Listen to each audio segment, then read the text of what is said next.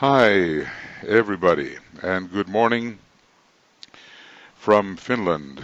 This time I'm in the temple, so if you see a sword above my head or a jungle surrounding me, it's not my usual circumstances. We just recently finished with a broadcast to the Blue Rose Sisterhood, so it's kind of like a continuation for me.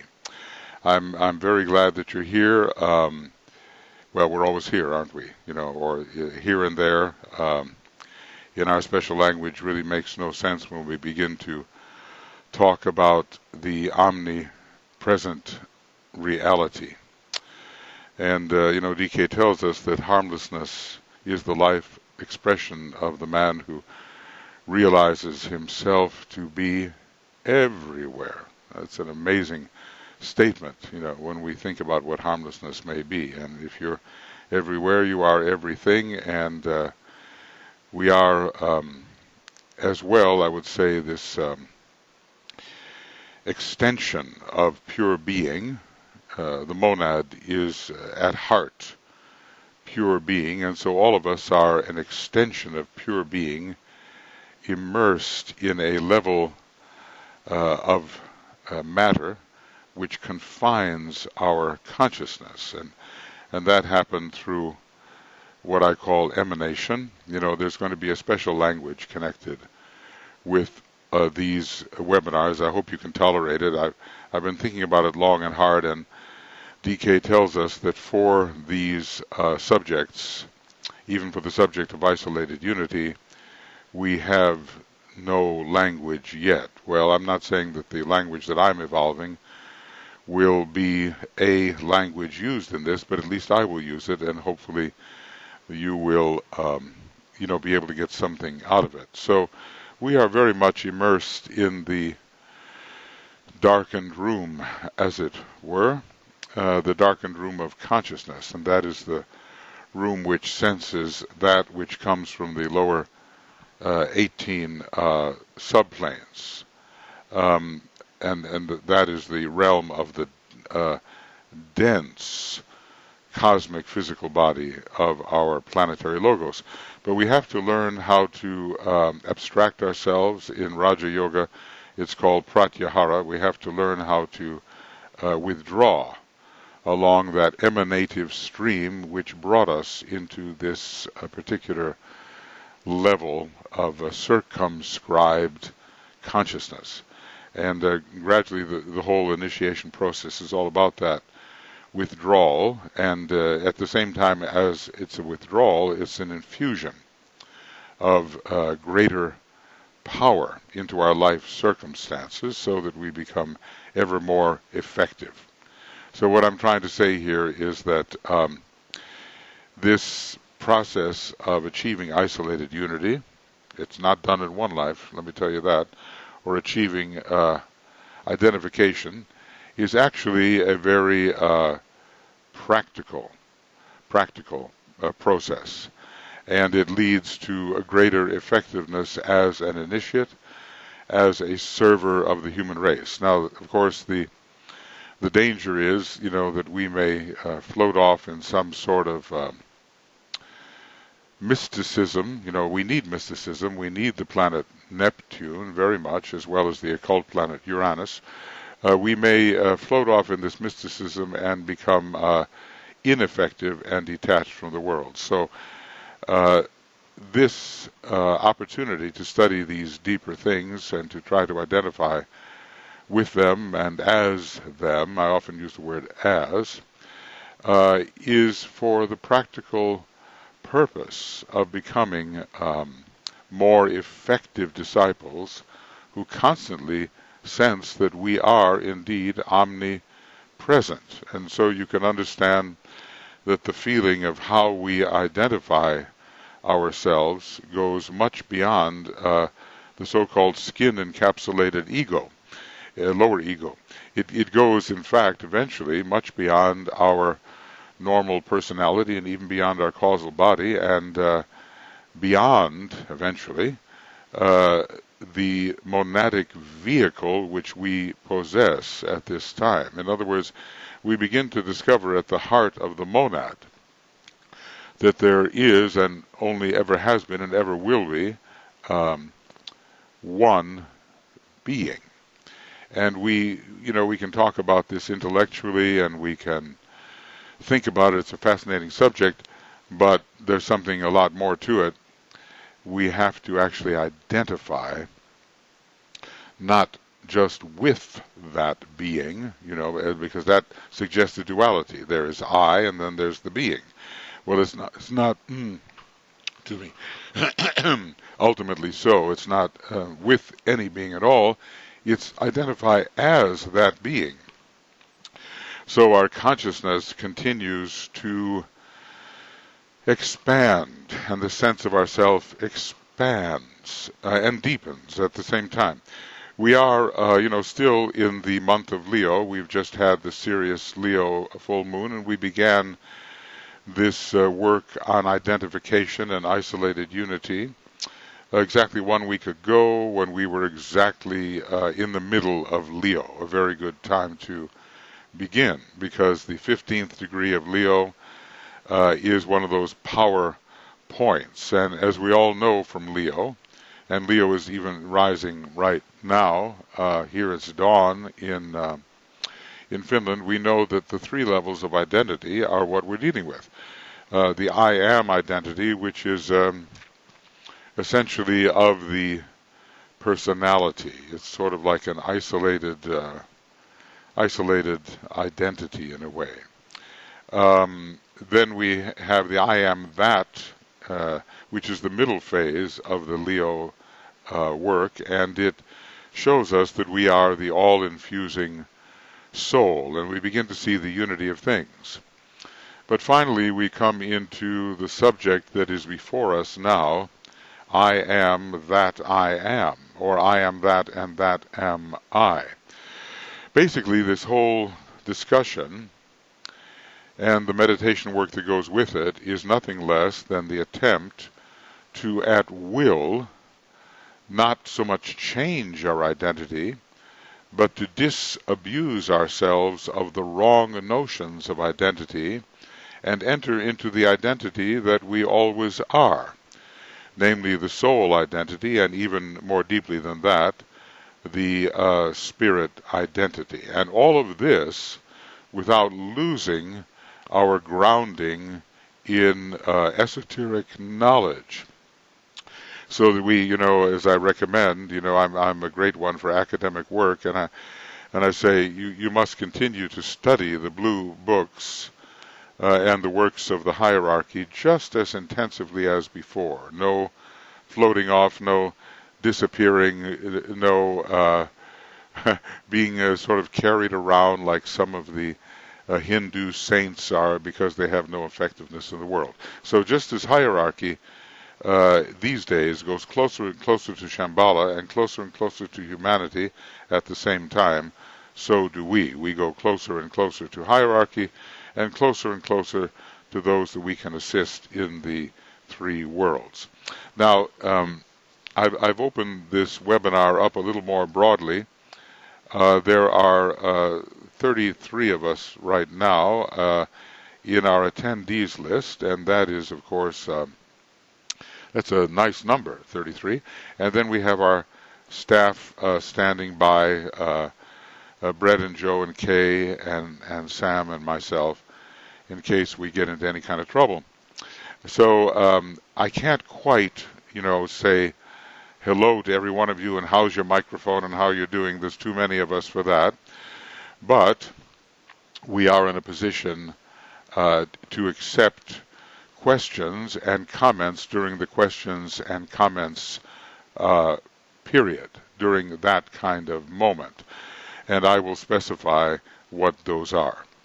Now, the last time when we were together just a little while ago, I did a very, very short meditation, and it was really an alignment. It was an alignment on identification. But now I intend, as we begin this, because our work is experiential as well as cognitive, to enter with a meditation which goes all the way back to old Atlantis, the Tibetan tells us, an old Atlantean chant, which he says is no longer used. Well, we're going to use it, but not the way they did.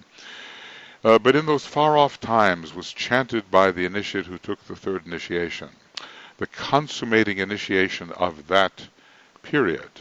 And it goes as follows, and there will be a loss of rhythm, although the Tibetan is, I think, a very fine poet, and I think an individual who had a significant incarnation, I think, in Elizabethan times. At least his English is certainly that which was learned from the Elizabethan period. I think he does a good job with maintaining as much rhythm as possible, but he does not maintain, he cannot use the sound factor the way the old chants would. So what we're going to do now is to enter with this meditation. It will take a little while. It's not necessarily a short meditation, but it will give you an idea of the familiarity with the kinds of thoughts and the kinds of struggles that we are all going through. This meditation begins, in a way, before the moment of realization comes, and then it tells us something about what that moment of realization is. Now, this does not mean that we are all, moving towards the third initiation. I think most of us would be lucky, as were DK's students in his groups, to take the second initiation. We should not overestimate ourselves. Master DK told us that the beginner is always more conceited than the more experienced student. Nevertheless, a great number of students are entering the path of initiation one way or another, and they're coming in contact with themselves as a soul, and the soul already realizes these things. So the more we slip into the consciousness of the soul, the more these factors will be appreciated by us, realized by us. Okay, so I've done enough talking of this kind, and I'm going to just bring us right into this curious Atlantean chant and see if you can identify with these 8 stages. I find the number 8, very interesting. As some of you know, I use the 8 to signify one's deeper identity. Or let us say the 8 is the infinite self, which has descended into the finitude. I'll sprinkle the conversation with some of those words. Has descended into the finitude that we call the universe. So it's the circle above becoming as well the circle below. And all of us are that ultimately. So whenever I see the number 8, which is also the manner in which the petals of the various chakras are laid out in this 8 pattern of 8s, of circulating 8s, it's also the manner in which the Antakarana is configured. There were among some of Master DK's older students some diagrams, and in one of those diagrams the Antakarana is demonstrated as a figure of overlapping 8s, each time a little higher and a little higher and a little lower. And actually, so it tells us much about the Mercurian circulation of energy. The planet Mercury, the guardian, at the 8th gate. And so much of this is about being able to interpret what our intuition tells us in the consciousness of our mind. Okay, so friends, we will now begin this meditation. I've never done this meditation with a group.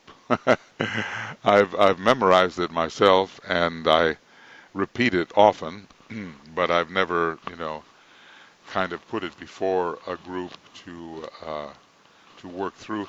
We are taking a plunge. By entering into this meditation, we are taking a plunge, and the plunge is into pure being.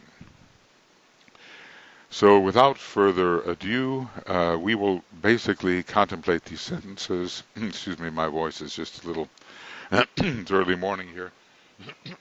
Pardon me. Maybe a little green tea will help. So, we all of us gathered in various places in the world, in the Americas, Canada, in Australia, New Zealand, in Europe. We sense that we are all together, and even though our personalities are located in different areas of the globe, there is a way in the realm of consciousness that we can reach out towards each other and begin to feel a certain kind of unity, a kind of growing into each other in terms of our consciousness.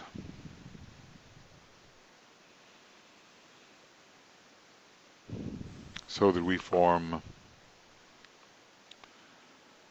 one group, one conscious mind, one being, really, which is an aspect of the still greater and more inclusive being.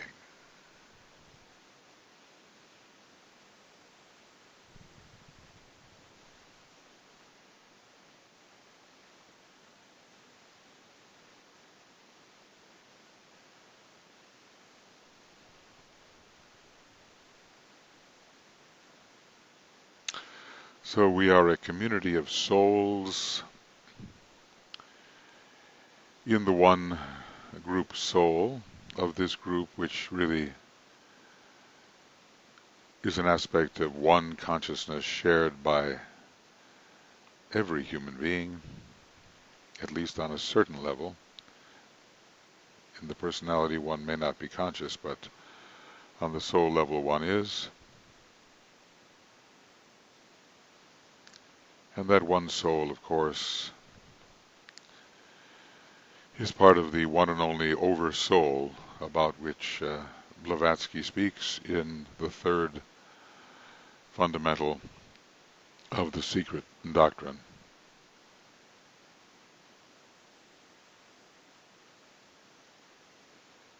And our purpose, struggling over many years and even many lives, will be to achieve identification as that soul, as that consciousness, and realize ourselves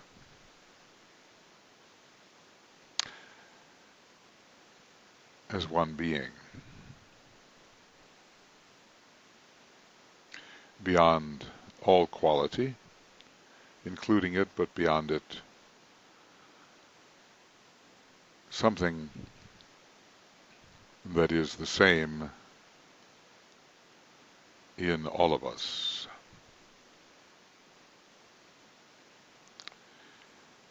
And so we begin with the stage of aspiration. The experienced soul in incarnation wants more, is tired of things as they are, as maybe some of us are tired of things as they are, using the law of repulse, the fourth law of the soul,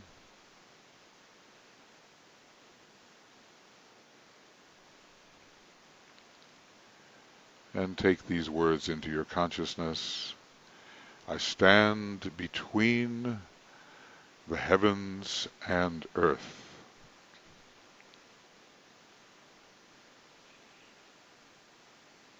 I vision God.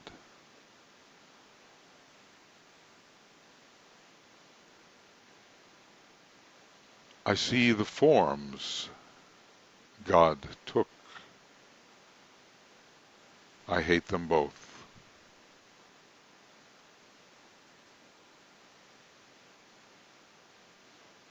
Naught do they mean to me.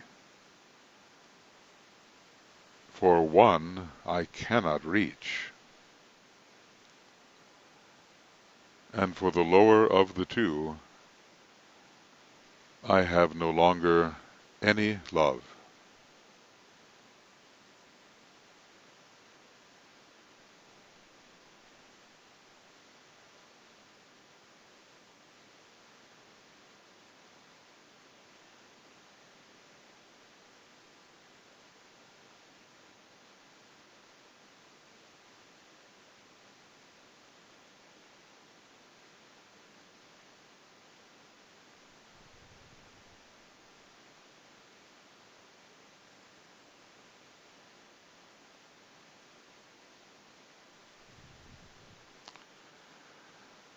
Torn am I.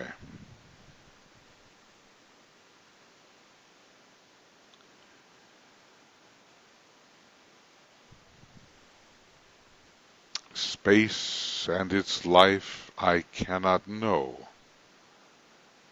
and so I want it not.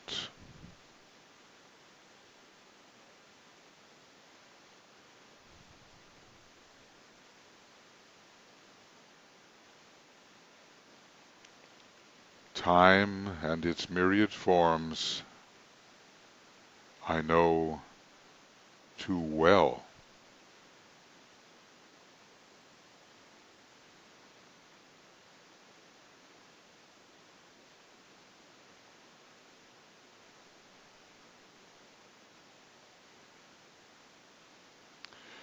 Pendant I hang betwixt the two, desiring neither.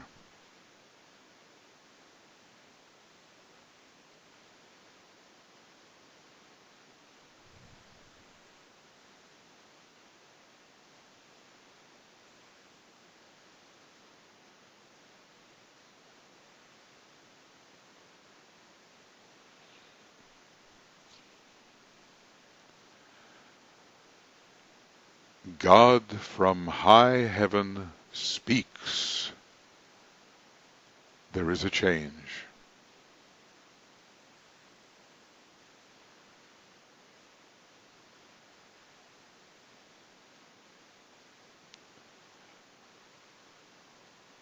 I hear with ear attentive, and listening turn my head.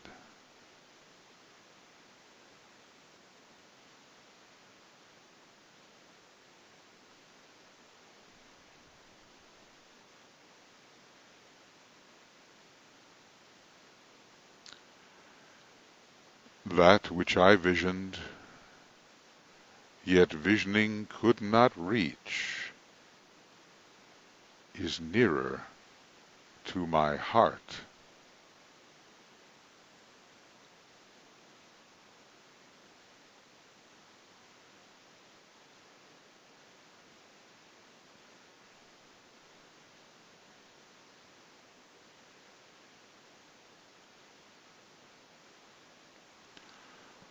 Old longings come again, yet die. Old chains of glamour snap.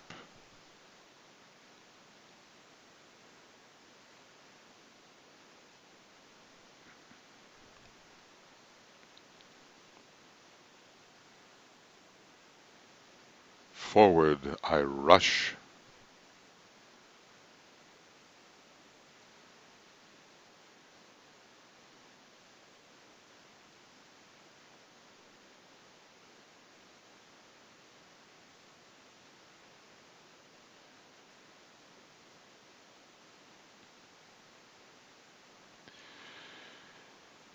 Myriads of voices speak and halt me in my tracks.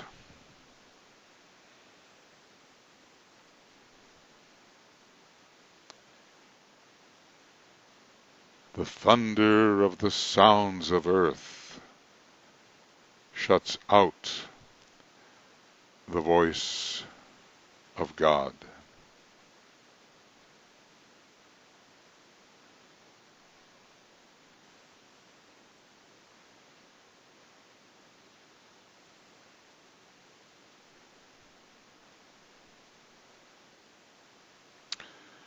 I turn me on my forward path and vision once again the long-held joys of earth and flesh and kin.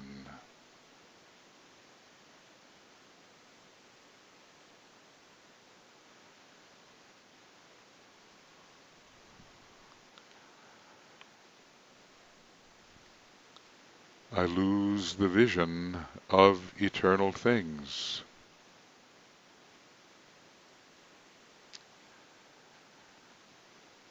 The voice of God dies out.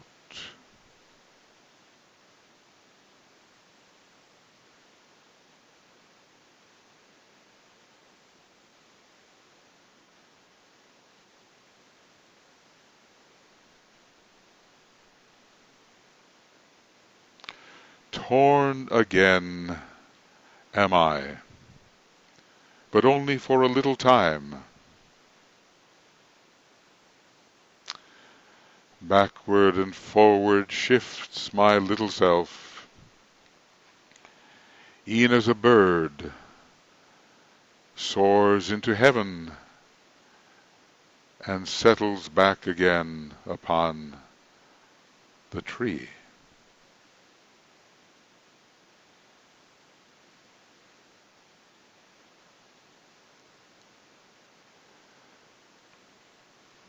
But God in his high place outlasts the little bird.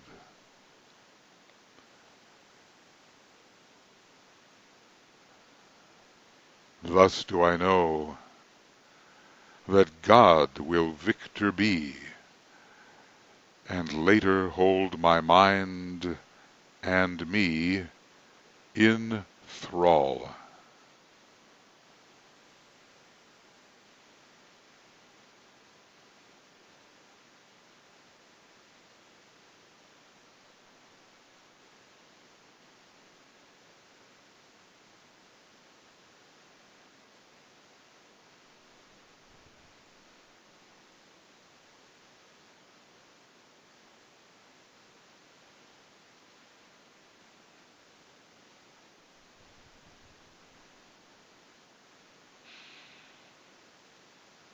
Hark to the joyous paean that I chant, the work is done.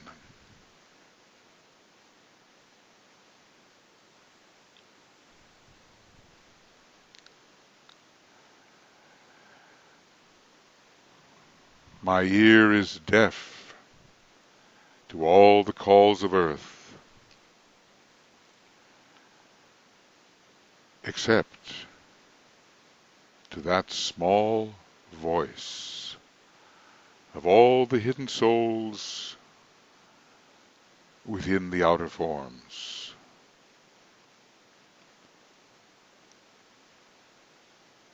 For they are as myself.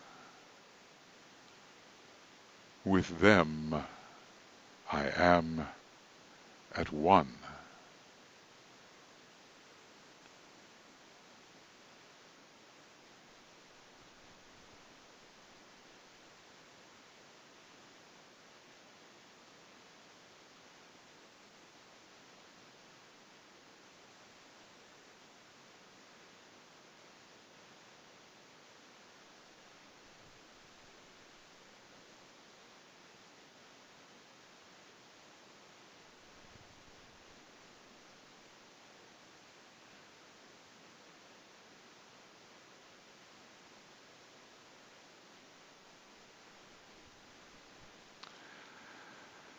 God's voice rings clear.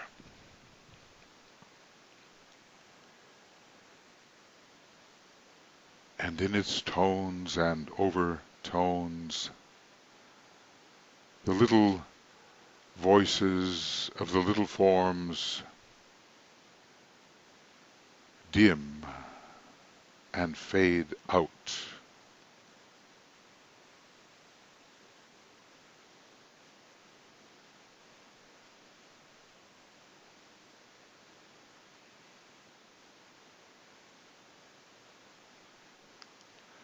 I dwell within a world of unity.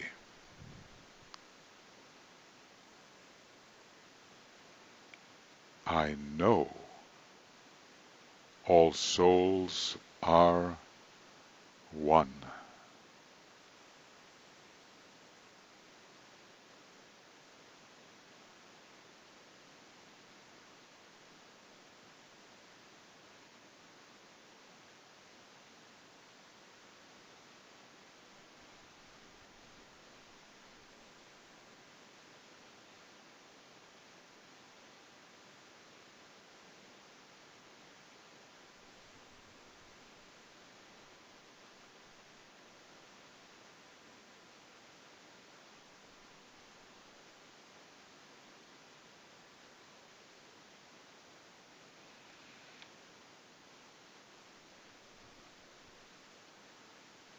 Swept am I by the universal life.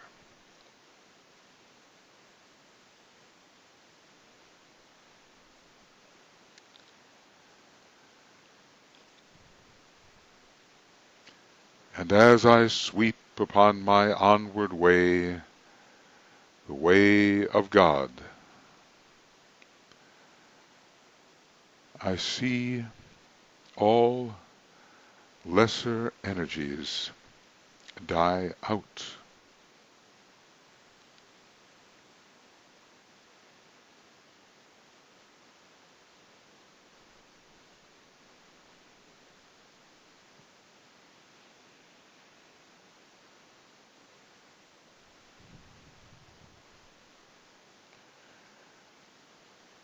I am the One. I, God.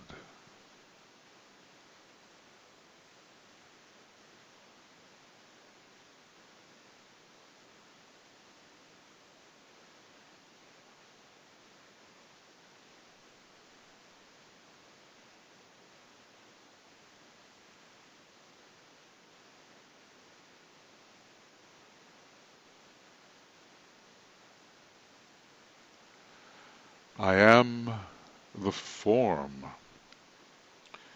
in which all forms are merged.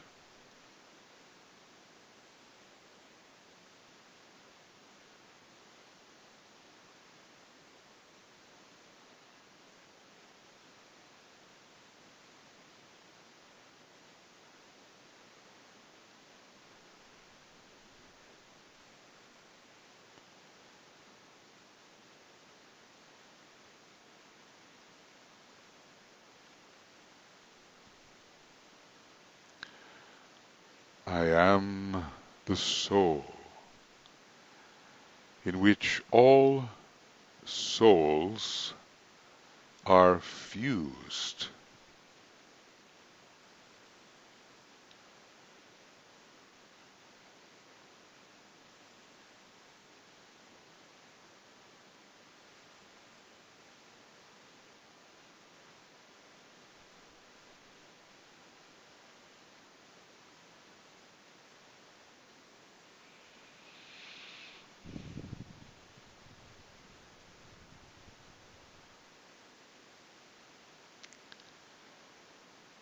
I am the life.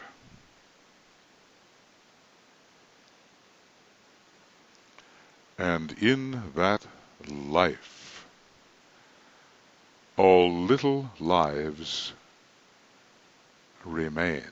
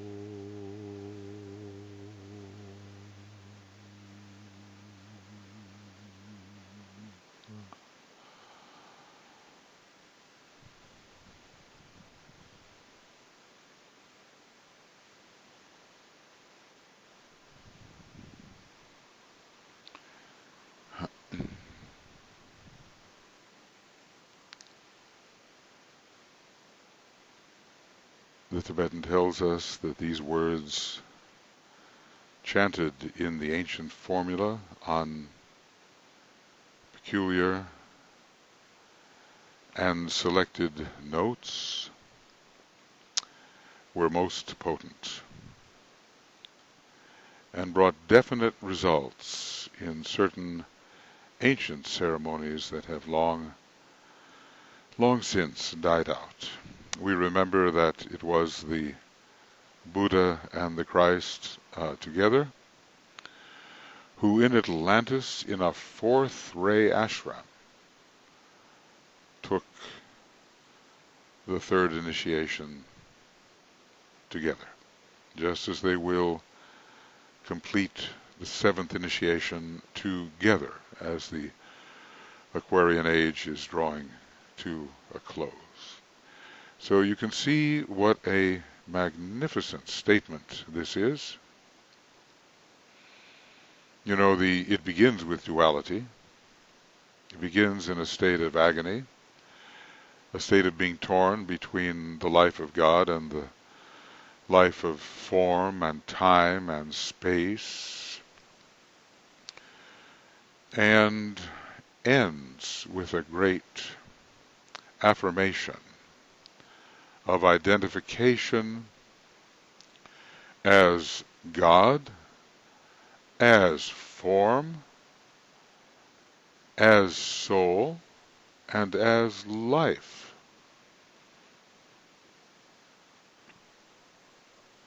That's our goal. I don't mean in this little series of webinars. That's our goal over a series of a number of lives as we move deeper and deeper into the process of initiation. But even, if we can even manage to think that the second initiation is in sight, and many of DK's students could do that. That's where they stood. It would only be maybe a life or 2 or 3 or 4 before they would take that second initiation.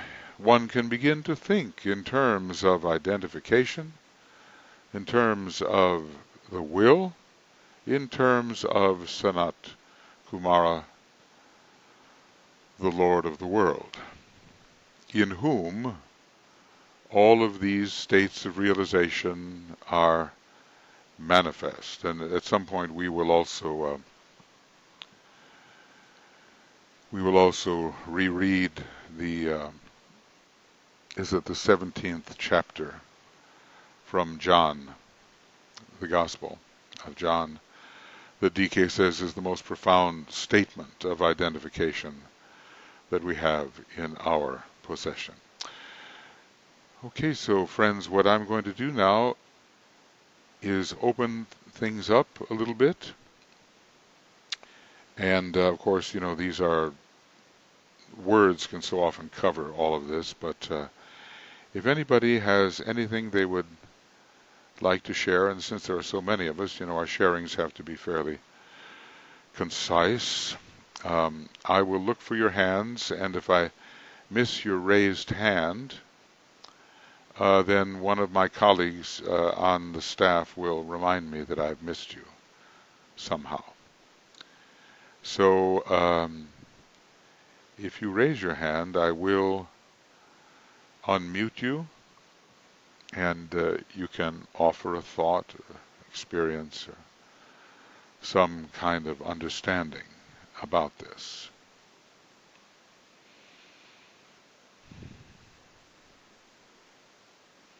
I know it's tough to plunge in when dealing with such profound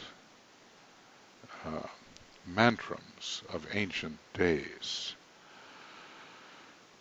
The Buddha had achieved all the requirements of the third initiation on the moon chain, but he couldn't take it because it wasn't offered at that period of the moon chain. So he had to wait a long time into the Atlantean days when he could take this. But if you've studied the Buddha's teaching, you realize, of course, that it is profoundly cognizant of all that has here been said in a different language, but the great Buddhists who know the void, they know suchness, they identify in that way. They, in fact, know what is here said. We want to become knowers too. Anybody would like to say anything, and you're most welcome.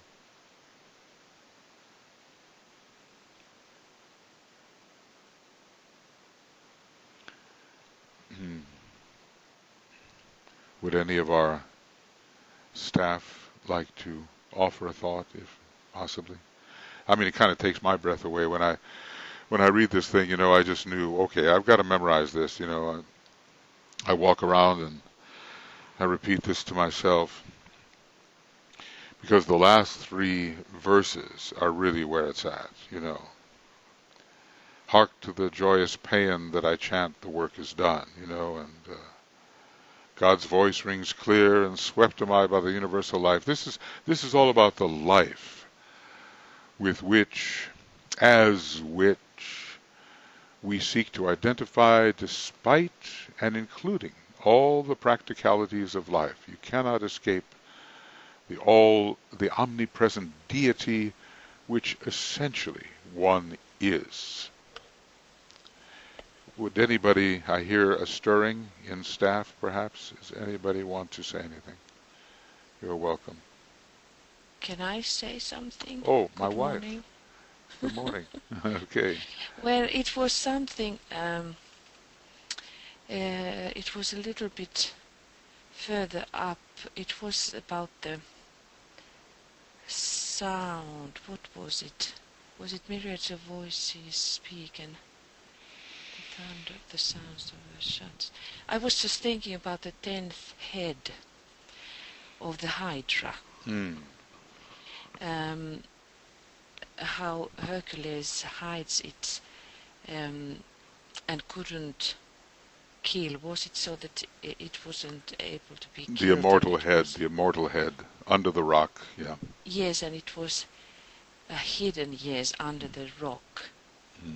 And I don't know how I did make this connection of that sentence that we were reading. Now I have forgotten. It was something where it was about the sounds. Can you roll this a little higher up? Higher? This is it now. That's where it begins, and the sound is... Well, anyway, I was thinking about this 10th head and the mystery of the sounds and the mystery of the voice. Thinking about again Vishnu, who is the singer, and he's called also the voice. He's called the revealer of the will of God. So the voice, how it is related to that process of revealing the will of God. And then this mystery of the 10th, we can say the 10th voice or the 10th sound, which is put then now under the rock, and in one sense we can see that the rock is the personality life or the physical form of life, but yet there is this relationship which holds very long, that the 10th mystery head can be only kept there. And was it so that it said that it was still hissing? Yes, it's a reference to Kundalini, isn't it? Yes. Whenever you get that sound, this is the Kundalinic sound. And then it was making me to think about these sounds. So somehow I was then ending up into the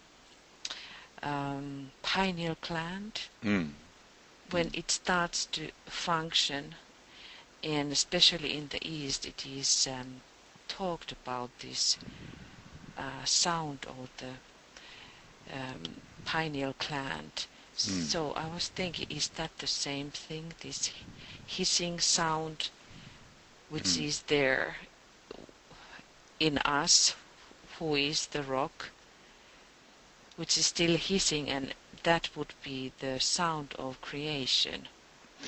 Yes, it has to Where be controlled, otherwise, and that's where Vulcan and the rock come in, and it is released in the proper way to bring identification with life, but at the proper time, of course. Yeah, it makes sense. It's the number, it's 10, it's 1, it's the first ray, it's the will. And isolated unity, which we are dealing with, is the first ray method of soul fusion. Now, it doesn't mean that the other rays cannot use it, because, we're told that the Christ is involved with presented attributes. It's isolated unity, inclusive reason, and presented attributes.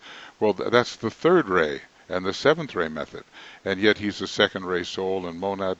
And so all of us as souls are involved with all of these methods, and we can use first ray methods probably accordingly to our soul ray. But there's a definite opening up here, as you're suggesting, in order for these realizations to come.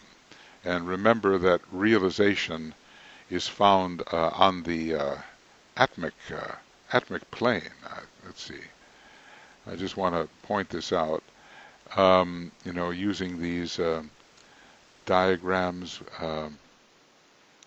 from the treatise on cosmic fire, notice that realization is right up here on the atmic plane, and it's the plane of will, and it represents a very high state of consciousness. The will has to be released in order for these realizations to dawn, and so the 10th head is the power that allows eventually, when properly geometrically released, for the opening up of the pineal gland and the third eye, or the eye of unity. And we really need that. I mean, we'll read a little bit about isolated unity, and he tells us we have to focus our consciousness right in the soul body, and if we can't do that, we're not able to appreciate the unity. So the pineal gland is the other end of the stick, so to speak. Yeah.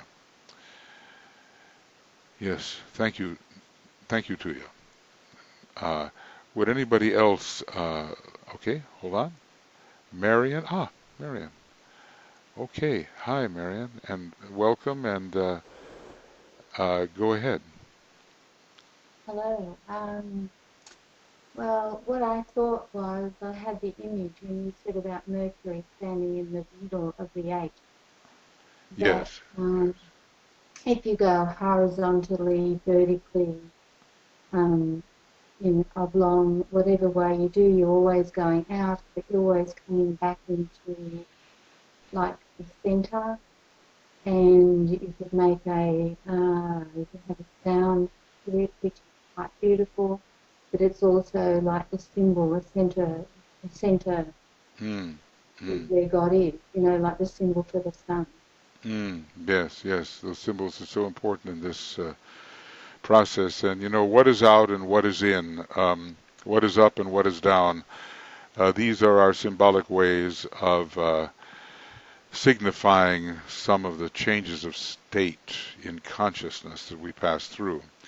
And that kind of question is going to be very, very important as we begin to study some of these methods of opening up the realization of the ever-present unity and the ever-present synthesis. So Mercury will be very important, and Mercury is the planet of the Antakarana, right? So we are told that Mercury and the Sun, he mentioned that, Mercury and the Sun are one.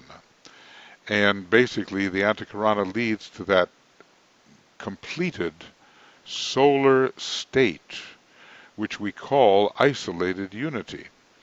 We begin to really grasp it at the 3rd degree, but the master of the wisdom is the one who grasps the true meaning of isolated unity, and his symbol is the sun, and his sign is Leo, and it just goes on and on from there.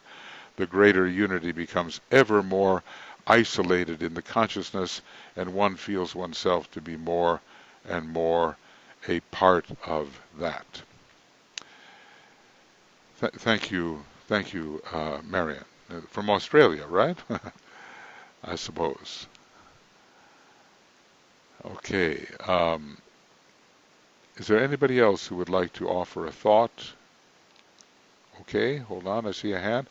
Stephen. All right, there you go. Okay, Stephen. Hello, everyone. Firstly, Michael, I just wanted to say that was really some beautiful and profound words. Mm. And I was struck very much by the teaching in the words that to hear the one and drowning out all the myriad little voices, one has to be able to hear in silence, because that the one is so subtle, it's almost like it speaks in silence. And I found it almost a mantra, of ascent, or a ritual of ascent, to get above the noise. Right. To hear the one. It was quite beautiful. Mm. But I think it's the lesson of the inner silence for me. Exactly. In the silence is the synthesis.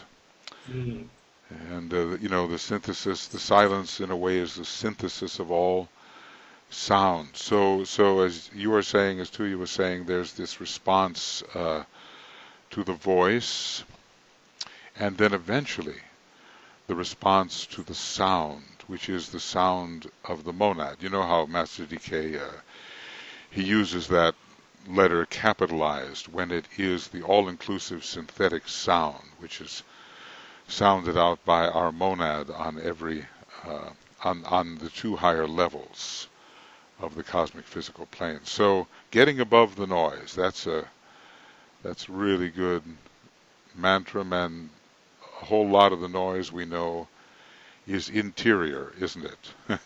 It's just the stuff going on in our head that we are conditioned by, and it repeats itself, and somehow we have to, like Patanjali in the Yoga Sutras, we have to bring the mind and bring the astral body into a state of quiescence, so that the true sun, we'll call that, the sun of isolated unity, can be reflected on the waters without being all chopped up. You know how it is, wavy waters and then perfectly calm waters. You see the whole image of the sun without all the division. So there are visual imagery here, there's auditory imagery, and we got to get above the noise. Exactly so. Yes. Anything else, Stephen? No, that was my only contribution. Thank you very much. Thank you very much. Thank you. Appreciate your presence. I hope I sent you the link. I was afraid it was a bit late. Okay. Yeah, better late than never. It's better late than never. Okay, Helen, please go ahead. Hello, Michael. Hi, Helen.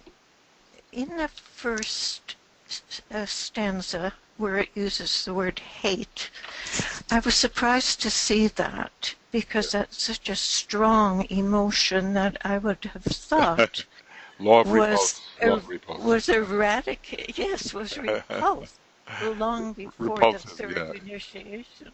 Yeah. I know what you mean.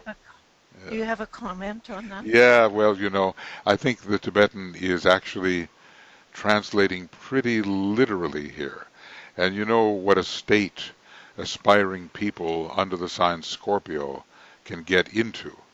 The law of repulse is ruled by Scorpio, and you get so desperate within yourself that you just repel everything around you. You can't be God, you can't know God, and you just cast it aside, and you just have this plutonic disgust for time and space that you've been through for so many lives. So it's a desperate moment is what I would call it, a desperate moment.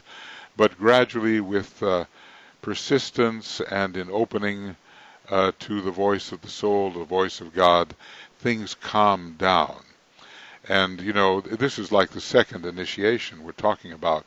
We're beginning at a point here that has more to do with the second initiation than with the third.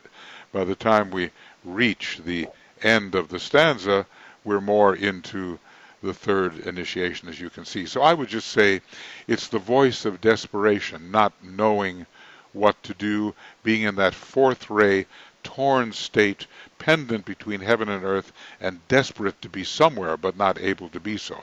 And that's why I think the strong word of repulse is used. And then, of course, the person gradually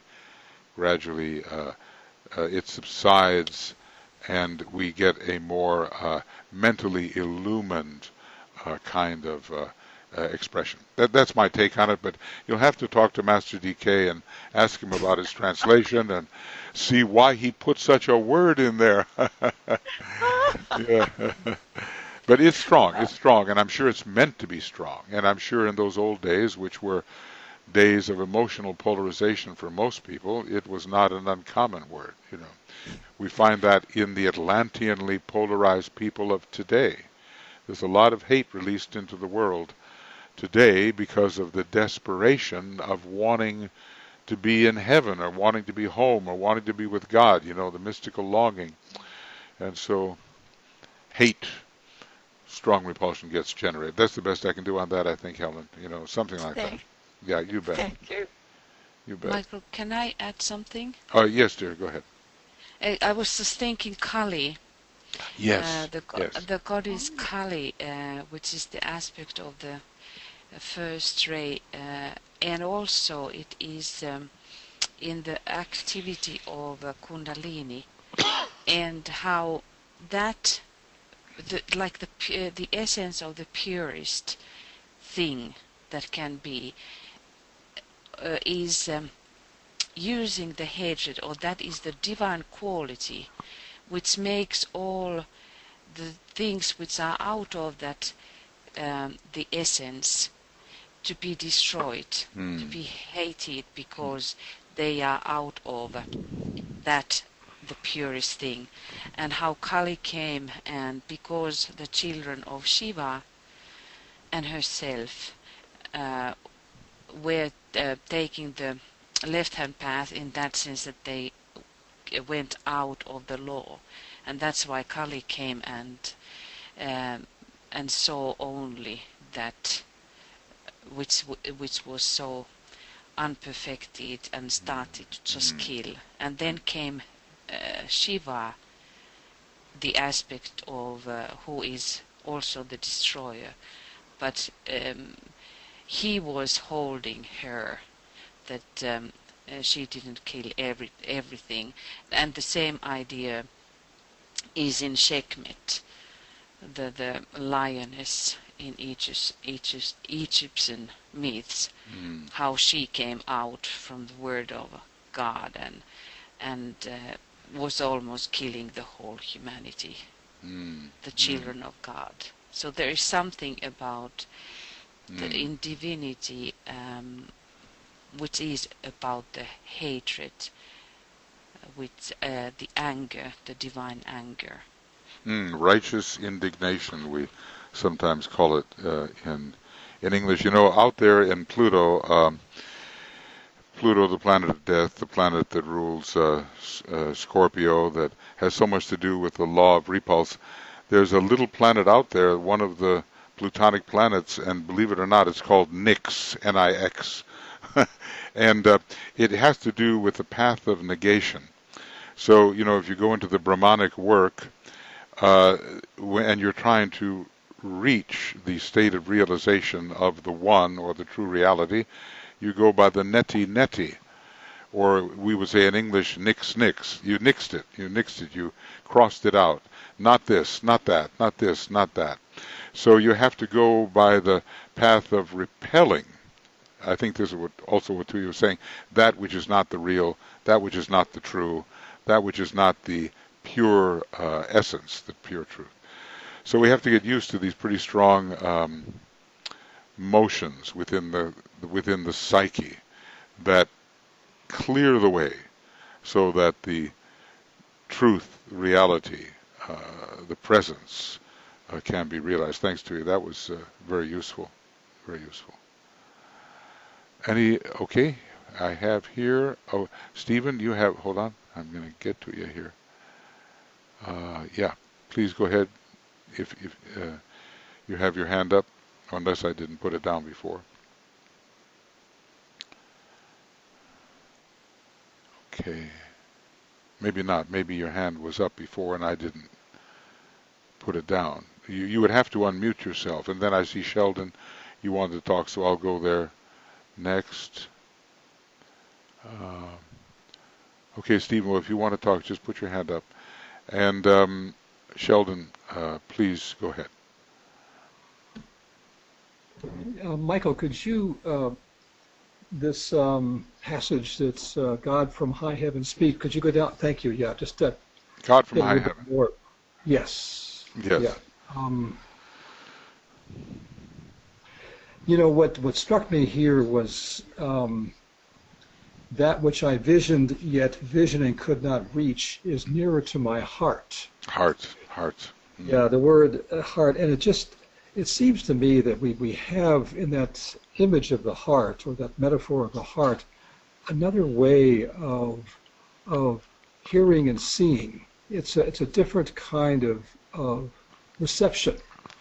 And so all of a sudden things become very near and dear. And then there is, forward I rushed. Now the rushing, okay, but there's Mars. a movement forward. But I was thinking more, trying to take this experientially, longings come again, yet die. But what rushes forward is a kind of flow. It's an increase in, it's not blood flow, but there's an increase in a kind of inner momentum. I call it's more like joy than anything else I can describe. But all of a sudden, these things which seemed outside are very, very near and dear. And I think somehow the heart itself, whatever we mean by that, so I'm still having a hard time myself trying to express it, but it is a mode of connection, I guess is all I can say, of being with what is. And so that's all I want to add at this point in time. Yeah, somewhere in the techniques of integration, DK says, I'll just paraphrase it, that nothing can prevent the man who has just achieved integration from rushing across the bridge. He's so full of exuberance, so full of energy. The conflicts have subsided, and he wants to express this energy, so he rushes forward. But of course, we learn something about the rush that occurs before our complete system is integrated with the new realization. There's always going to be the backward pull. So we have to dissolve the old backward pulls, and that takes a little bit of time. And I'm sure, this is the experience of all of us. I mean, we've been on the mystical path. Right now we're attempting to tread the path of occultism, which blends knowledge and identification with this ongoing Neptunian longing. So we've had the hills and valleys of the mystical experience, and we've been able, when we're filled with sunshine of the higher worlds, to rush forward in exuberance, only to discover maybe that the rest of our nature didn't come along and maybe pulled back. I remember going through a period, and I was trying to discover a career for myself. It was either going to be the arts or medicine. I just was torn with these kinds of things. And I would go through several of these in one day, seeing a clearing and then rushing forward in my inner spirit, only to be pulled back by an energy which had not been integrated. So the technique of integration and the techniques of fusion have to be used on the way to having a very solid identification within the soul and as reality. I'm sure we can all relate to these words. Where we stand on it, I don't think any of us is completely in this ongoing exuberance of the final realization where I am God, I am form, I am soul, I am life. It might come now and then, but this has to be a sustained fifth degree realization, sustained as a background to all the practical things we may do in the world. Let's see, now I saw earlier, I saw someone's hand up and well, okay, was that you, Maria Christina? Did you put your hand up? I'm just trying to see who that was. Hands go up and disappear. You've got to leave them there for me to see, because I won't see them if they just appear and disappear. So let me just assume that it is Maria Christina. Do you have something to say about this?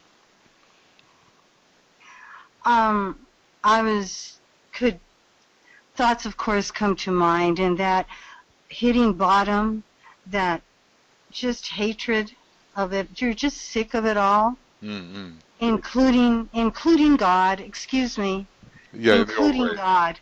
I mean, really, or yourself, if whatever, you bounce back and forth between you and God, there's nothing else, I mean, in or out or whatever. But I think it's a point of incredible pain as well. It's a very painful, and you discover quite fruitless. It's kind of it can play into existential despair, I suppose, and there's nowhere to go but up. And there's nowhere to go but up, and sometimes a release from that, there is a rushing, but of course, I remember reading this long ago, and to me, at that time, the words that I recalled, and I didn't even recall going further, is being that little bird, and ultimately, God wins out, so to speak. Yeah. It's a fourth-rate drama. This is humanity, and this is the middle kingdom, torn between the three higher kingdoms and the three lower kingdoms. It is the universal experience and requires the tremendous persistence of the will. And the inner warrior on the fourth ray has to emerge, and that's the method of integration for the fourth ray soul. But even if we're not fourth ray souls, it's the method of integration for humanity. The inner warrior emerges and stands steady, like St. Paul, having done all to stand, And then eventually it's going to clear if we can hold that point of tension, and all of the opaque qualities of the surrounding illusion begin to wear away, and the unity is revealed. The fourth ray merges into the second ray realization. Yeah. But it comes and goes, It comes and goes, and somehow I'm not sure which words from Light on the Path come to mind as well. Oh yes, well he does all that kind of thing. He says, "Be not ambitious, but work as one who is ambitious." Hate not form. Hate the form and don't hate the form. In other words, he goes through all of the opposites. This is, in a way, Saint Paul Hilarion writing. The struggle. There's no way we're going to avoid this struggle. Probably some of us are in the very thick of this struggle, especially if there's a lot of fourth ray in the nature. And eventually we just have to stand firm and, as DK says, keep silence and the light will enter in. That was brought up by Stephen, the silence we must sustain. Thank you. With a heart at rest, with a heart at rest. Yes, the heart which rests upon the center, as it is said in the fourth ray integration formula. And those integration formulas are useful not only for the soul on that ray, that's primarily what they're useful for, but also personalities on the ray can find a great deal of wisdom to follow. So read that everybody that fourth ray integration technique, and you will see what it is that the person is passing through. As a matter of fact, rather than just suggest that, I will just say from Esoteric Psychology 2, heart rests, and we'll get it. See truly with the opened eye of inner vision, and you will find not two, but one, not war, but peace, not isolation, but a heart which rests upon the center. Thus shall the beauty of the Lord shine forth. And then referencing the eternal now in a very interesting way, he says, the hour is now.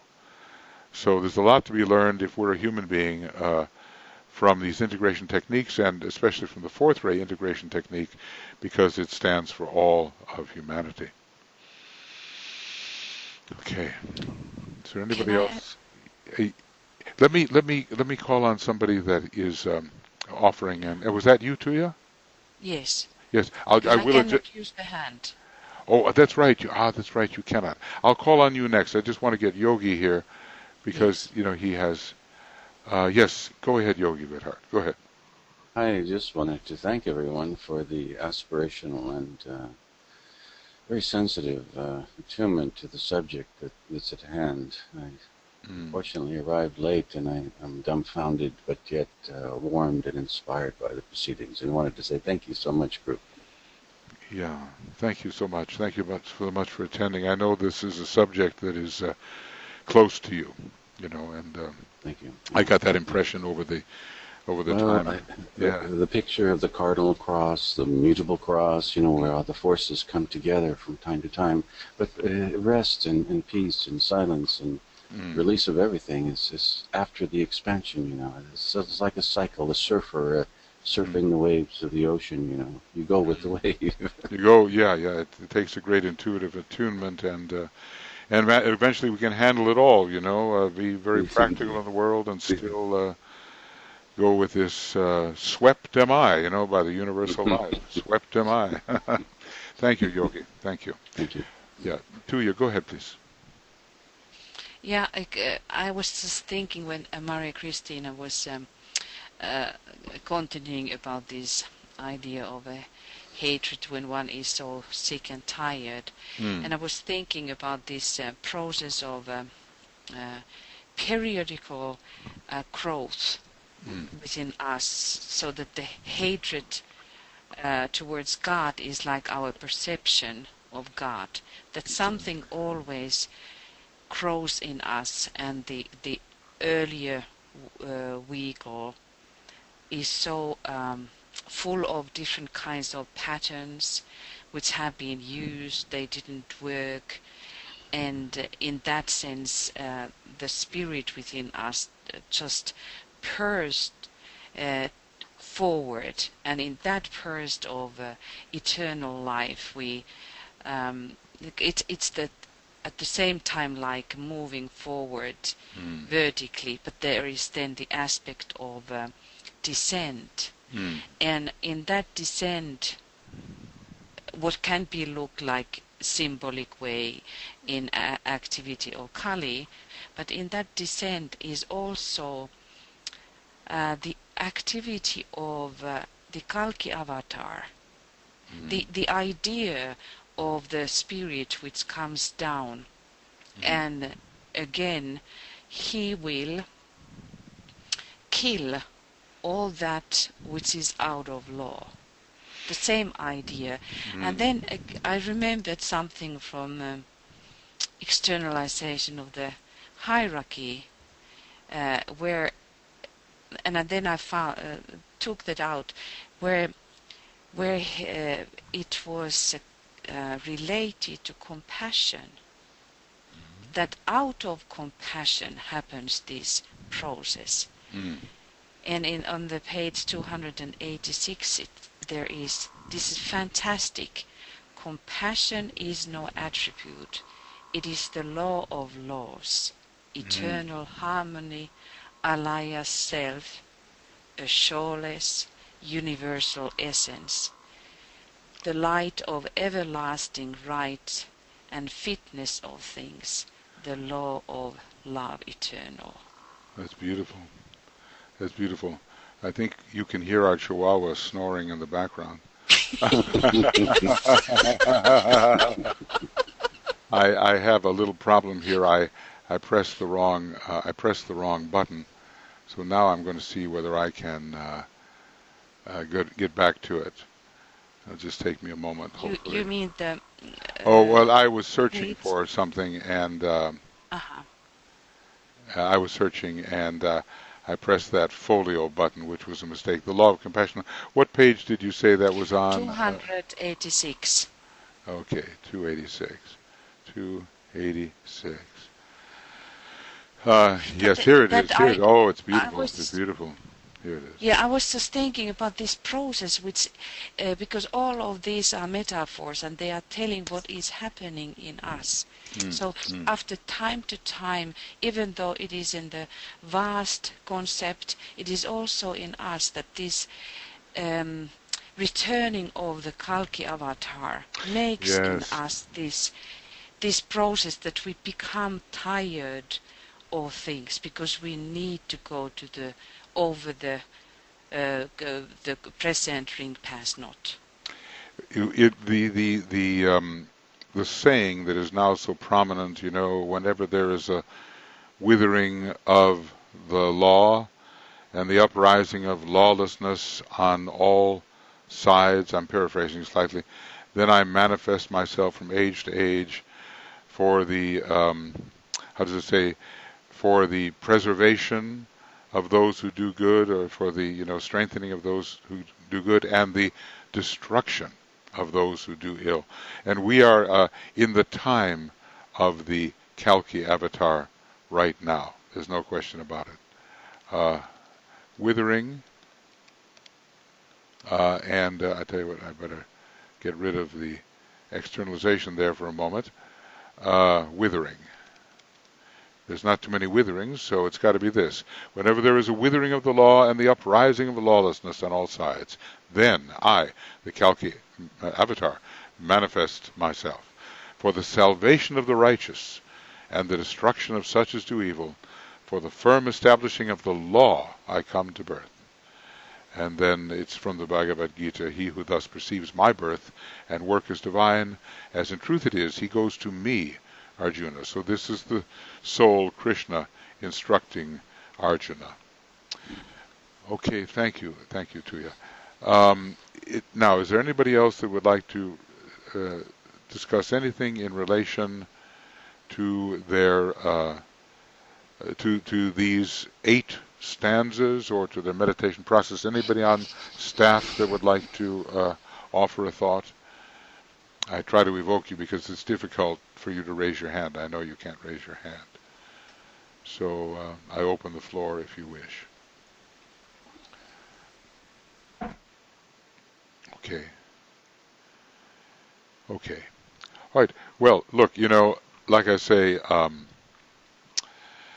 I have found it extremely useful to memorize these 8 stanzas, or really 8 series of sentences, because it may have been applicable in Atlantis, and we may not know all of the notes on which these words were chanted, but they can be very effective. And with Master DK, we are not only in the curriculum of the soul, learning the love and unity of the soul, we are in the curriculum of the will, learning the synthesis which the will reveals. And synthesis is a different thing from unity, because it really goes for the substratum which stands under all possible perceptions. There are, countless contents of consciousness, but no matter what they may be, the one being as the substratum which we are is there. And in this curriculum of the will, which involves the building of the Antakarana and the movement into the triadal spaces where the hierarchy normally focuses, and finally into the center for us of pure being, this substratum will be revealed via whatever degree of monadic perception we can possibly acquire. I mean, we are the monad. We are the monad. The personality is the monad. The soul is the monad. The monad is the monad. We are the monad. But in our extension into prakriti, our extension into periodicity and immersion in matter, we have forgotten the being that we are, and we're going to try to reclaim that, however slowly and humbly, in this kind of work we're going to do together. It's a very slow realization, like Master Morya says. He says, wear away irritation through cosmic perception. And, we're going to go deeper and deeper into that until our sense of identity expands far beyond our normal way of identifying. So I'll ask one more time if there's anybody who wishes to say anything about this particular meditation we've been through, and then I might just have a little bit more to discuss leading to our next session. While we're in Leo, and we will be, I think, pretty much in Leo still for another week, I'm going to hold these identification sessions every week, early in the morning for us here in Europe, and even earlier for some of the people who are in England and in Central Europe, very early in the morning, but good for the Australians and not bad for the people in the US and so forth. So this is the 15th, and on the 22nd, which I think is right before the change into Virgo, we'll meet again at 5:15 in the morning here, which is 2:15 Greenwich Mean Time or Universal Time. And I hope everybody's gotten in their mind how to reckon when I give you GMT. There's some excellent programs on the internet that just show you the time zones all over the world, and you can see yours with ease. So is there anybody else that wishes to speak about what we've gone through here?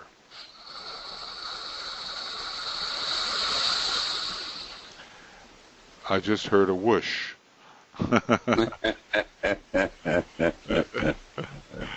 Okay, that was something was speaking. Okay. All right. Well, let's take a look then. Let's take a look at a little bit of what he says about isolated unity, because next time that we meet together, we're going to work with isolated unity. And by the way, as long as I have it in front of me, Rule 9 for the rules for disciples and initiates, the advanced rules in the raised and initiations, really is all about this. We're going to be involved in a process of attempting to blot out form, not the reality of form. We're blotting out, in a way, the actuality of form. It is not a real thing, but it has to be dealt with. And when we can disabuse our consciousness of identifying with form, then we can. Oh my God, that's it, exactly. then that God can appear. Let the group know there are no other selves. Let the group know there is no color, only light. And then let darkness take the place of light, hiding all difference, blotting out all form. See, in Rule 5 we're told that the light of form will disappear. But now we're actually blotting out form and hiding all difference. and then the one initiator will appear. Of course, this can even apply to the fifth initiation, not only the third, because the interesting thing is that we do not see the face of the one initiator until the fifth initiation. At the third initiation, we see a star. At the fourth initiation, we see an eye, like the Egyptian eye, okay? And at the fifth initiation, we see face to face, and not before because we couldn't stand it. So when we have managed to, then at that place of darkness, and at that, how does it say, at the place of tension, at that darkest point, let the group see a point of clear, cold fire. And in the fire, right at its very heart, let the one initiator appear, whose star shone forth when, and it should be really reversed, first the door was passed. Some people came along and reversed the Tibetan iambic meter and made it more prosaic when the door first was passed, but first the door was passed. Okay, so this tells us where we're going, and Rule 5 as well, going up a bit. In unison, let the group perceive the triad shining forth, dimming the light of the soul and blotting out the light of form. See, in Rule 5 we're dealing with light. In Rule 9 we're dealing with the actuality itself. So here we blot out light, but this is the important thing, and this is the way we want to learn to identify. The macrocosmic whole is all there is. Now, how many of us think in those terms? Let the group perceive that whole, and then no longer use the thought, my soul and thine. So this kind of realization is of the third degree and beyond, and the realization of Rule 9 is certainly of the third degree, and even on to the isolated unity of the fifth degree. Okay, Yogi, go ahead. I just had to put you on mute there for a second. There was some background noise. What I suggest for everybody is after you've spoken, put yourself on self-mute. You have a little green button that can do that, and then I won't have to, worry about unmuting you. When you want to speak, I'll call on you. You just unmute yourself. But go ahead, Yogi. Thank you, Michael.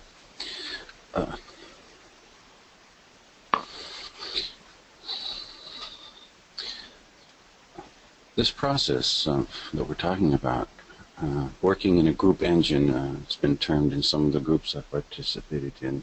Secondary group was the last, is where the consciousness is, yes, it is elevated in the group consciousness to get further to the heart of what the Master DK is teaching. And that is that the group goes through the initiation, not the individual, as in old mystical times. This is a process that reminds me of the Model T in the early cars that were stick shift, and being a member of a group. And now we're learning how to use automatic transmission as we transcend into or work into the group and use automatic adjustments so that we're not aware of, you might say, the lower vibrations, the dwelling, the temperature, and all these other things. Yeah, some things fade out, and I like the analogy. And some people even learn how to use the stick shift in such a way that it's habitual, it's unconscious. They know how to do it, and without pausing over every little change of a gear. And we have to oil these gears, or at least make sure the transmission oil allows for a smooth shift. We could carry on the analogy, obviously. Yeah. Well, exactly. And so that's what we're trying to enter here. What I'm going to do now is to read what will be the substance of our attention next time. Now, I know some of you have studied Esoteric Psychology Volume 2, and you might want to look over this again. I'm not going to... We're not going to go through this whole thing right now because it's just too much. But we're dealing with a first ray technique that any soul ray can learn to use according to its own method.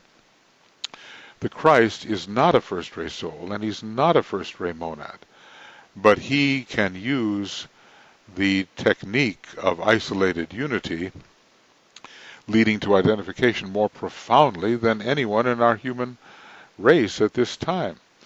So we can learn to use this first ray technique too, and I'd just like you to keep these words in mind and maybe go to page 391 and 392 before we meet again and kind of review this section. I will simply read it and you'll get an idea, if you haven't read it recently, about the profundity of isolated unity and what the Tibetan means by it. There was one point at which he said, well, it's not very good words, and he didn't like the word monad either, and he took some of the words commonly used in occultism, and he said, well, they're not really very good, but at other times he tries to explain them, and he thinks that they are adequate to our need. Isolated unity is that stage of consciousness which sees the whole as one and regards itself not theoretically but as a realized fact, as identified with that whole. Now that might as well be the that might as well be the whole effort said right there in the first sentence. Sees the whole as one. The whole is seen as one. That's the initiatic Cancerian mantram. The whole is seen as one. And regards itself, the being, the consciousness, not theoretically, which is easy to do according to mentality, but as a realized fact. I assert the fact which I realize, as identified with that whole, and I would even say at a later point of development, identified as that whole. It is a whole which is isolated in the consciousness of the man, and not the man himself who regards himself as isolated. Those are some of the earlier stages: isolated identity, isolated individuality, and so forth. So, in fact, we learn how to keep the continuity of the isolated whole within our consciousness, regardless of the variations in the world of the Mahamaya. And, it's very easy to get trapped by multiplicity. Oh, this is going on, that's going on. Everything's happening, it's all happening. And we forget the whole. So that's like in Hindu music or the Indian music, the pedal tone is always sounding no matter what kind of variations are descending from the pedal tone or rising from the pedal tone. And in the Sanskrit language, there's a bar. That bar represents the fundamental tone out of which all the letters arise and descend. So it is the whole which is isolated in the consciousness of the man, and not the man himself who regards himself as isolated. That's a much earlier stage. The word isolated refers to that complete, organized organism of which the man can feel and know himself to be a part. We have to overcome any sense of personal isolation as we blend and fuse with the part. And I call this type of perception, I have a special word for it, I call it not just perception, I call it infuseception. Infuseception, as I mentioned last week. You'll have a lot of my horrible words that I'll be happy to introduce you to, but hopefully they will help to grasp something of what is needed. It's a method of perception which relates the thing perceived to all other things. So it's something far more deeply interfused, in the words of Wordsworth, flows through any content of consciousness perceived through the process of infuseception. The word unity expresses his relationship to the whole. He is unified with the whole, and I dwell within a world of unity. I know all souls are one. We recognize that from our meditation. It will be apparent, therefore, that this whole is something progressively realized. So let's not expect that suddenly we're going to be hit over the head with the full realization Dawn has to come first before high noon. For the bringing about of this progressed realization, the great expansions of consciousness called initiations have been temporarily arranged as a hastening or forcing process. It's not for all and it's not forever. Many human beings will not go through the individual or even group process of initiation. They will have to wait until humanity as a whole rises, and they will go along with the rising humanity. For those who want to take the risk and who want to expend the effort and want to get into all kinds of trouble, then they can push ahead with enter the great process of initiation. This progression, now notice how he speaks here, this progression of realized, the atomic plane, realized isolations in unity, they get ever deeper as we isolate more and more of the whole and more of the depth of the whole. This progression of realized isolations in unity may begin with the disciples' group, environment, or nation, and through right use of the understanding will end by enabling him to isolate the whole divine scheme or living structure and to identify himself with it in an active, capable manner. And notice what DK has done here. He's taken us to the whole, but we could become passive in our identification as the whole. And he brings us right down to earth, and we identify as that, with that, in an active, capable manner, so we're really useful in service. Now you think about that. That's going to be the paragraph and following paragraphs that we're going to be dealing with next time. And, it's a Saturday morning GMT. For some of you, it's going to be on the 14th, not the 14th, but the 21st, the day before. So the next meeting will be on, okay, do I not have that? Okay, okay. Is that, or am I going to interfere with somebody in the early morning here? Because usually when there's a Great Quest webinar, they are finished by 1:45 or 2, what is it often? By 1:30 in the morning GMT. So Saturday, August 22nd, and we'll still go It should be fine. Okay, thank you, Brett. 2:15 a.m. GMT or Universal Time. So you see how deep it goes for the intellect to think about these things. But as some pointed out, it's the heart that realizes, if you want to see with real eyes, you have to see through the eyes of the heart, that realizes the unity. The heart is 12-petaled. The heart and the head is 12-petaled. The egoic lotus is 12-petaled. And there are strong hints in the healing book that the monad, too, has a 12-fold structure. It's a number of completeness. It connects with the sign Pisces. And Pisces is a very strong sign for the monad, the 12th sign. Okay, so that's when we will meet, and I will send you all... Gosh, I hope some of you may not be on the CC list, which is, what's it called? Constant Contact. So if you are not on the CC list, will you please, who shall you write? I suppose Joe or Brett. Can you put your email addresses in the chat box to everybody, Joe and Brett?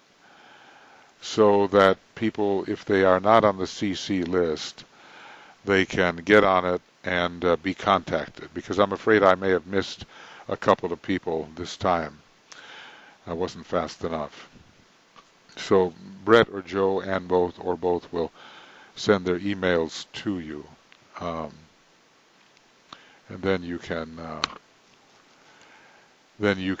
if you're not on the CC list, or, failing all, you can write to me, all right?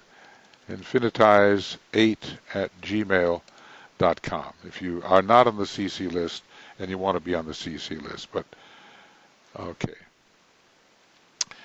Okay, friends, we're going to call it a day, a morning, and afternoon. Is there anybody who would like to say, well, anybody who hasn't spoken first that would like to say anything, however briefly, and then anybody who would like to say anything at all? So you're welcome to do so at the moment, if you wish. I would unmute you if I saw your hand, and of course if staff has something to say, you just have to say it because I can't see your hand.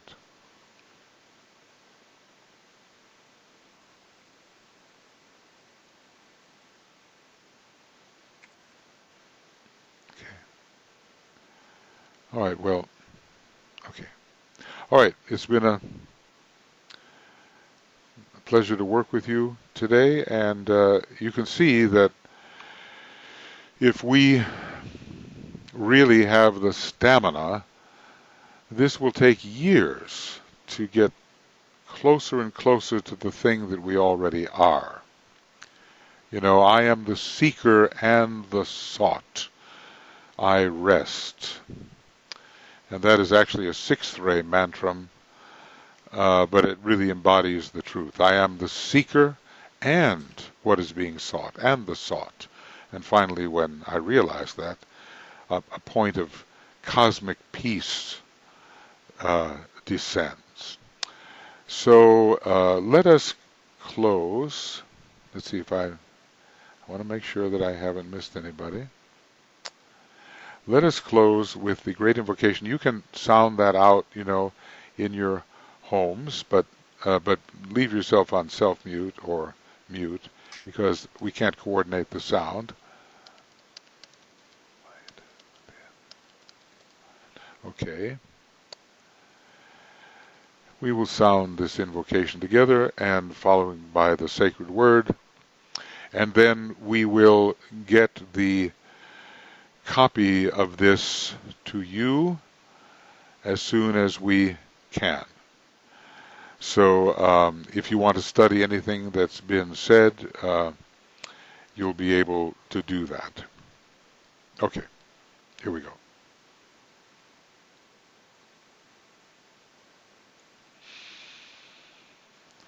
From the point of light within the mind of God, let light stream forth into the minds of men. Let light descend on earth.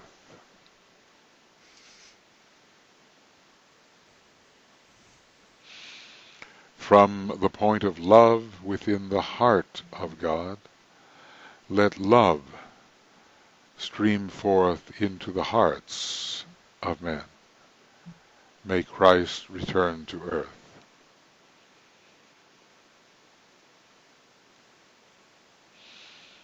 From the center where the will of God is known, let purpose guide the little wills of men, the purpose which the masters know and serve.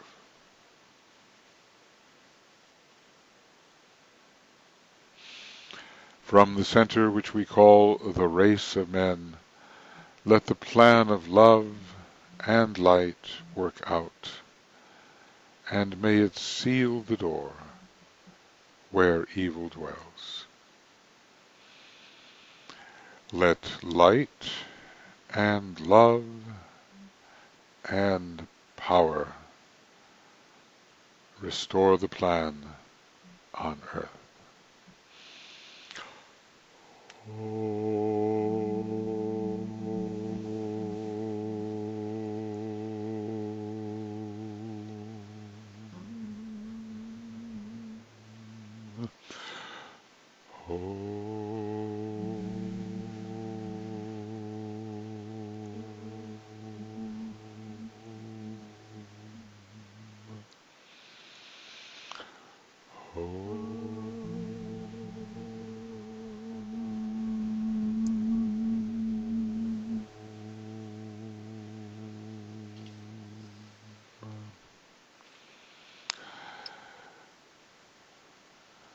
Okay. All right, everybody. Appreciation to you, and we'll see you at the next time, and just hopefully you'll be able to make it, and hopefully the hour is reasonable for you. I know that some of you are waking up in the middle of the night to experience. So I just unmute you just to say farewell and all the best. Take care. Bye. Bye-bye. Bye-bye. Bye-bye. Bye-bye. Thank you. Bye-bye, Bye. everybody. Bye-bye. Bye. You. Bye-bye. Thank Bye-bye, you. Julia. Bye-bye. Bye-bye. Canada, Europe, and Bye-bye. bye-bye. Bye-bye. Bye-bye. Bye-bye. Bye-bye. Bye-bye. Bye in the sweet by and by. Bye-bye.